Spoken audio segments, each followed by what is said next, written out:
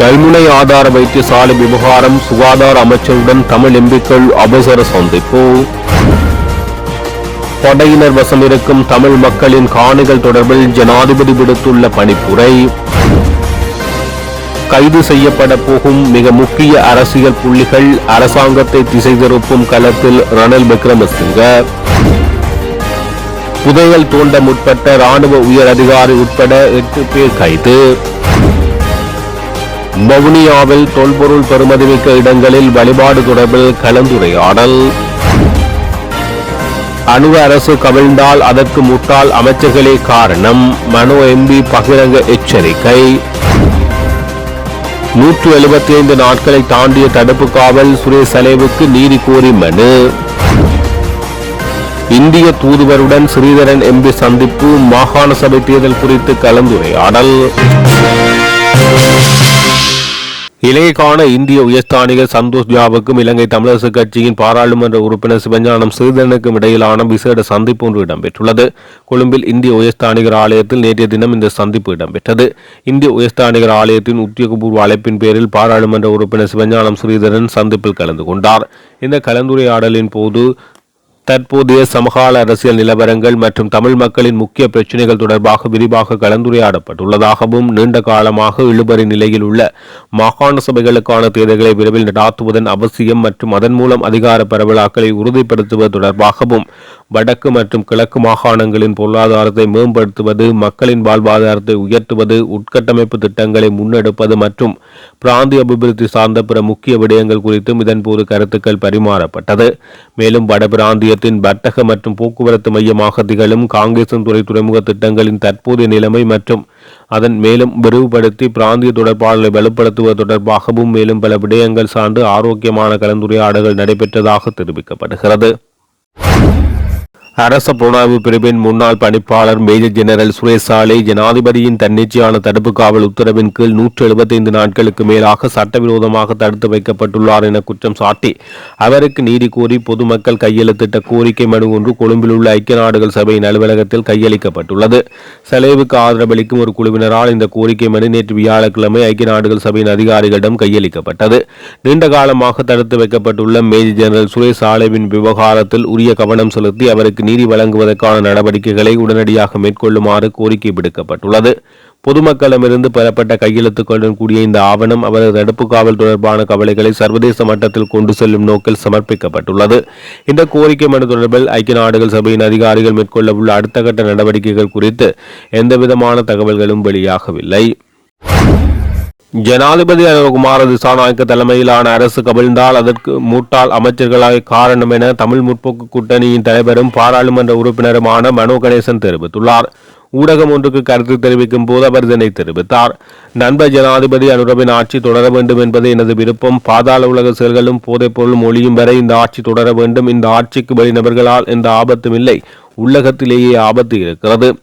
நாங்கள் இன்று எதிர்க்கட்சி இல்லை. தாமே அரசு அதிகாரம் தம்மிடம்தான் உள்ளது என்பதை உணராத ஆழந்தெரியாத முட்டாள்கள் அமைச்சர்களாக காரணமாக உள்ளனர்.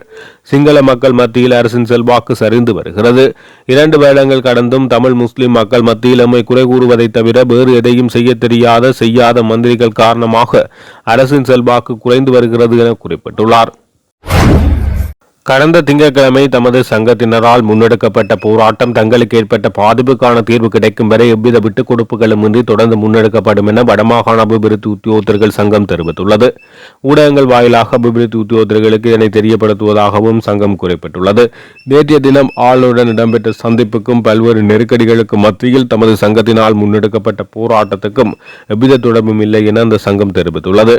தமது போராட்டத்தின் பிரதான கோரிக்கையான குறித்த அதிகாரிகளின் செயற்பாடுகள் தொடர்பில் விசாரணைகள் நடாத்தப்பட்டு அவர்களுக்கு எதிராக ஒழுக்காற்று நடவடிக்கை மேற்கொள்ளப்பட வேண்டும் என்ற கோரிக்கையிலிருந்து ஒருபோதும் பின்வாங்க போவதில்லை என சங்கம் தெரிவித்துள்ளது. இதனை தமது சக உத்தியோகத்தர்கள், போராட்டத்துக்கு ஆதரவு வழங்கிய ஏனைய தொழிற்சங்கங்கள் மற்றும் சமூக அக்கறை கொண்ட அனைவருக்கும் தெரியப்படுத்துவதாக குறிப்பிடப்பட்டுள்ளது.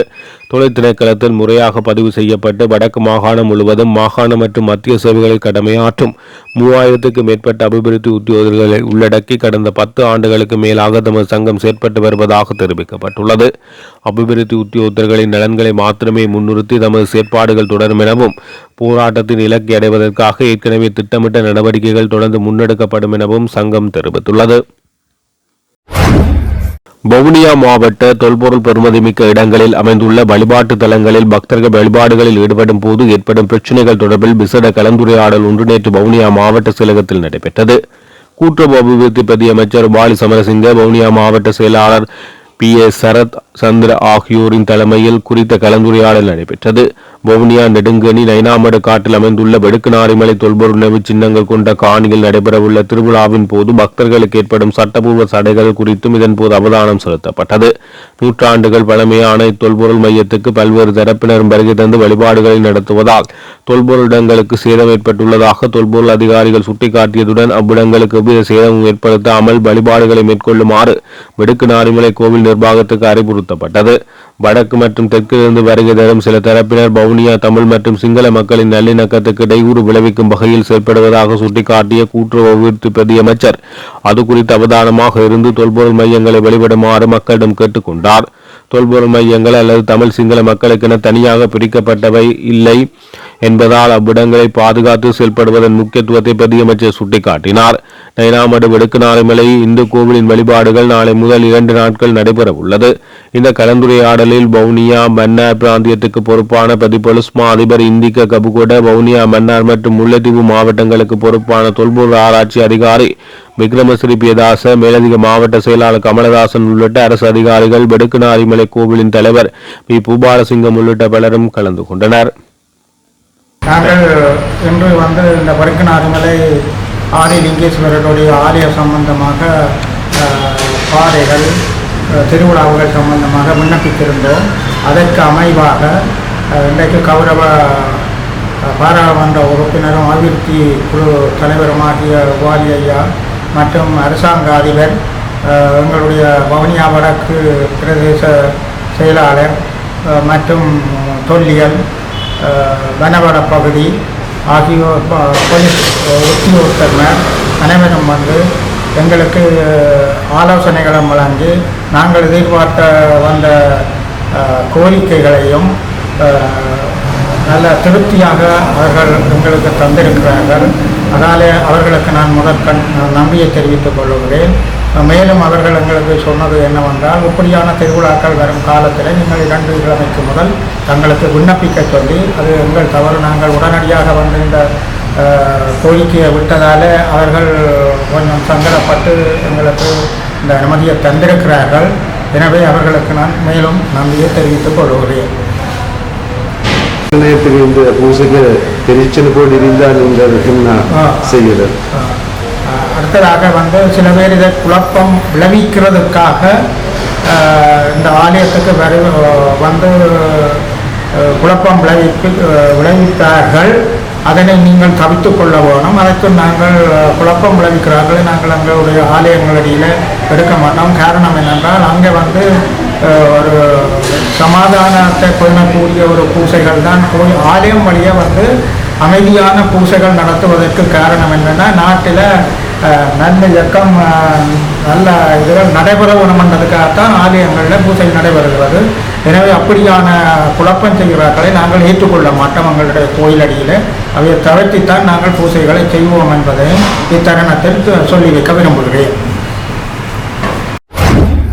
எதிர்காலத்தில் கைது செய்யப்படவுள்ள மற்றும் தண்டனை பெறவுள்ள ஊழல்மிக்க எதிர்க்கட்சி அரசியல்வாதிகளை காப்பாற்றுவதற்காகவே ரணில் விக்ரமசிங்க பொருளாதார பீடியை உருவாக்கி மீண்டும் அவர்களுக்கு அரசியல் தஞ்சம் அளிக்க முயற்சிக்கின்றார் என ஜனபல அமைப்பின் செயற்குழு உறுப்பினர் விதர்சன கண்ணங்கர் தெரிவித்தார்.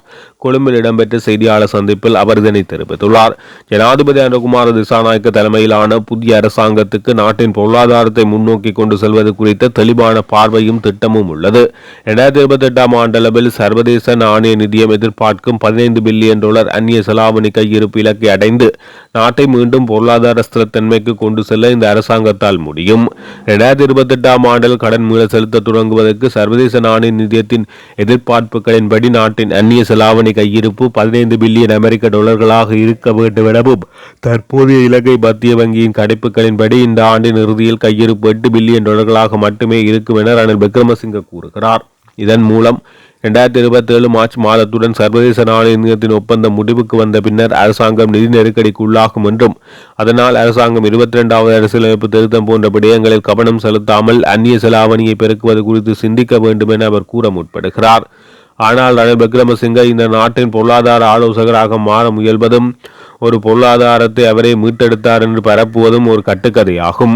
2015 நல்லாட்சி காலத்திலிருந்து ரணில் விக்ரமசிங்க பின்பற்றிய பொருளாதார கொள்கைகளே நாட்டில் பாரிய பொருளாதார நெருக்கடியையும் மக்கள் போராட்டத்தையும் உருவாக்க வழிவகுத்தது. மத்திய வங்கி கொள்ளைக்கு பொறுப்பு கூற வேண்டிய ரணில் விக்ரமசிங்கவுக்கு பொருளாதாரம் குறித்த சரியான புரிதல் எதுவும் இல்லை என தெரிவித்துள்ளார். கிளிநொச்சி போலீஸ் பிரிவுக்கு உட்பட்ட இரணைமடு 55ஆம் கட்டை பகுதியில் நேற்றிரவு 8 பேர் கொண்ட குழுவினர் புதையல் தோண்ட முற்பட்ட வேளை கிளிநொச்சி போலீஸ் புலனாய்வு பிரிவினருக்கு கிடைக்கப்பெற்ற ரகசிய தகவலுக்கு அமைவாக குறித்த பகுதியை சுற்றி வளைப்பு மேற்கொண்ட போலீசார் குறித்த பகுதியில் புதையல் அகவில் ஈடுபட்ட இராணுவ உயர் அதிகாரி உட்பட 8 பேர் கைது செய்யப்பட்டுள்ளனர். கைது செய்யப்பட்டவர்கள் கொழும்பு, ஸ்லாபம், புத்தளம் மற்றும் யாழ்ப்பாணம் பகுதியைச் சேர்ந்தவர்கள். குறித்த சந்தேக நபர்களிடமிருந்து புதையல் தோண்டுவதற்காக பயன்படுத்தப்பட்ட உபகரணம் மற்றும் சிறிய ரக வாகனம் ஒன்றும் போலீசாரால் பறிமுதல் செய்யப்பட்டுள்ளதுடன் குறித்த சந்தேக நபர்கள் இன்று கிளிநொச்சி நீதிமன்றத்தில் முற்படுத்த நடவடிக்கை எடுக்கப்பட்டுள்ளதாக கிளிநொச்சி போலீசார் தெரிவித்துள்ளனர். கடந்த யுத்த காலத்தின் போது பாதுகாப்பு பிரிவினரால் கையகப்படுத்தப்பட்டு தற்போது விடுவிக்கப்படக்கூடியவை என அடையாளம் காணப்பட்டுள்ள வடக்கு மற்றும் கிழக்கு மாகாண காணிகளை உடனடியாக விடுவித்து சம்பந்தப்பட்ட தரப்பினரிடம் கையளிக்குமாறு பாதுகாப்பு பிரிவினருக்கு ஜனாதிபதி அனுகுமார் திசாநாயக்க அறிவுறுத்தல் வழங்கியுள்ளார். வடக்கு மற்றும் கிழக்கு மாகாணங்களில் யுத்த காலத்தில் இராணுவ முகாம்களை அமைப்பதற்காக கையகப்படுத்தப்பட்ட தனியார் காணிகள் மற்றும் பொதுமக்களால் பயன்படுத்தப்பட்ட அரச காணிகள் ஆகியவற்றை மீண்டும் சம்பந்தப்பட்ட தரப்பினருக்கு விடுவிப்பதை துரிதப்படுத்துவது தொடர்பாக நேற்று பாராளுமன்ற கட்டிட தொகுதியில் நடைபெற்ற கலந்துரையாடலின் போது ஜனாதிபதி இந்த அறிவுறுத்தலை வழங்கினார்.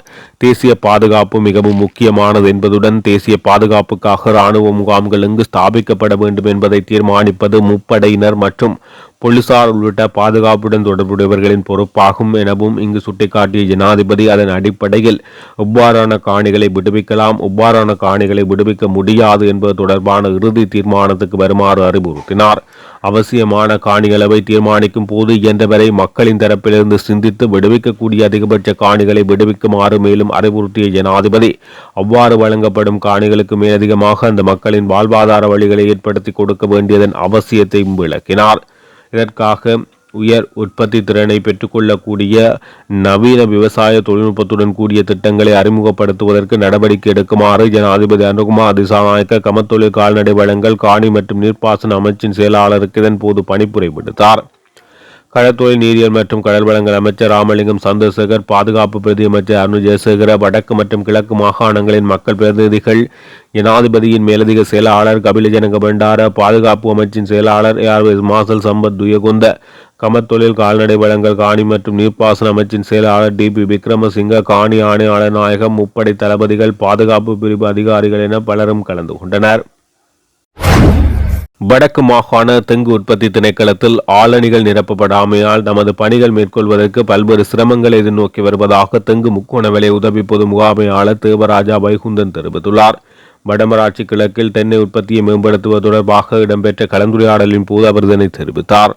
அவர் மேலும் தெரிவித்தது, வடமாகாணத்தில் தெங்கு பயிற்சியை சபைக்கு ஒரு தென்னை அபிவிருத்தி உத்தியோகத்தர் மட்டும் பணியாற்றுகிறார். மேலும் 3 தென்னை அபிவிருத்தி உதவியாளர்கள் மட்டும் பணியில் உள்ளனர். எமது பதவி உயர்வுகள் வழங்கப்பட்ட போதிலும் இதுவரை ஆளணி நியமனங்கள் எதுவும் நிரப்பப்படாமல் உள்ளது. இலங்கையில் தற்போது தேங்காய் விலை அதிகரிப்புக்கு காரணம் தேங்காய் உற்பத்தி மிக குறைவாக உள்ளமையே. குறைவான தேங்காய் உற்பத்தியிலிருந்து வடக்கு மாகாணம் தற்போது தேங்காய் உற்பத்தியில் அதிகரித்து காணப்படுகிறது. இதற்கு வடக்கு தென்னை முக்கோண விலையம் உருவாக்கப்பட்டமையே காரணம் என குறிப்பிட்டார். சுகாதார அமைச்சர் நலிந்த ஜெயதிசவுடன் தமிழ் பாராளுமன்ற உறுப்பினர்கள் அவசர சந்திப்பு ஒன்றை நடத்தியுள்ளனர். இந்த சந்திப்பானது நேற்றைய தினம் இடம்பெற்றது. இந்த சந்திப்பின் போது வைத்தியசாலை தொடர்பாக சில விடயங்கள் முன்வைக்கப்பட்டுள்ளது. அண்மையில் நடந்த சர்ச்சைக்குரிய சீடை விவகாரத்தால் கல்முனை வடக்கு வைத்தியசாலையிலிருந்து புதிதாக நியமனம் பெற்ற இஸ்லாமிய உதவியாளர்கள் கல்முனை அஷ்டம் ஞாபகார்த்த வைத்தியசாலைக்கு இடமாற்றம் செய்யப்பட்டுள்ளனர். இவர்களின் இடத்துக்கு பதிலாக கல்முனை வடக்கு வைத்தியசாலைக்கு ஆளை நியமிக்கப்பட வேண்டும் என்ற கோரிக்கை முன்வைக்கப்பட்டுள்ளது. இதனை அமைச்சர் விரைவில் சீர் செய்வது தருவதாக உறுதியளித்தார். அடுத்ததாக புதிதாக நியமனம் பெற்ற தமிழ் வைத்தியசாலை உதவியாளர் ஒரு குறுகிய ஆரம்ப பயிற்சிக்காக அஸ்டப் ஞாபகார்த்த வைத்தியசாலைக்கு சமூகமளிக்குமாறு கூறப்பட்டார். அஸ்டப் வைத்தியசாலை இஸ்லாமிய ஆதிக்கம் கொண்ட வைத்தியசாலை.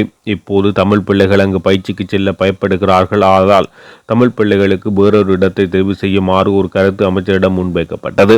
இதனை அடுத்து அமைச்சர் அந்த கோரிக்கையை ஏற்றுக்கொண்டுள்ளார். அந்த இடத்தை தமிழ் பிள்ளைகளுக்கு மாற்றித் தருவதாக ஒப்புக்கொண்டுள்ளார். அவர் மேலும் தெரிவிக்கையில் சீருடை விடயம் மத சார்பற்றதாகவும் மொழி சார்பற்றதாகவும் இன சார்பற்றதாகவும் இருக்க வேண்டும். இலங்கையில் உள்ள அரசு உத்தியோகத்தர்கள் மதத்துக்கேற்றவாறு மொழிக்கேற்றவாறு இனத்துக்கேற்றவாறு சீருடை அணிவதில்லை. சீருடை ஆராய்வதற்கும் வடிவமைப்பதற்கும் ஒரு சிரேஷ்ட குழு அமைச்சு மட்டத்தில் இயங்கி வருகிறது. சீருடை பற்றிய சர்ச்சைகள் எழும்பும் போது அதன் இறுதி தீர்மானம் முற்றாகவும் முடிவானதாகவும் இருக்கும். இந்த நாட்டு மக்கள் இளைஞர்கள் இதை பிரித்து பார்க்க முடியாது, பிரித்து பார்க்கவும் கூடாது என அவர் குறிப்பிட்டுள்ளார். இதன்போது இலங்கை தமிழரசு கட்சியின் அம்பாறை மாவட்ட பாராளுமன்ற உறுப்பினர் கோடீஸ்வரன், மட்டக்களப்பு மாவட்ட பாராளுமன்ற உறுப்பினர்களான ஸ்ரீநேசன் ஆகியோரும் கலந்து கொண்டனர்.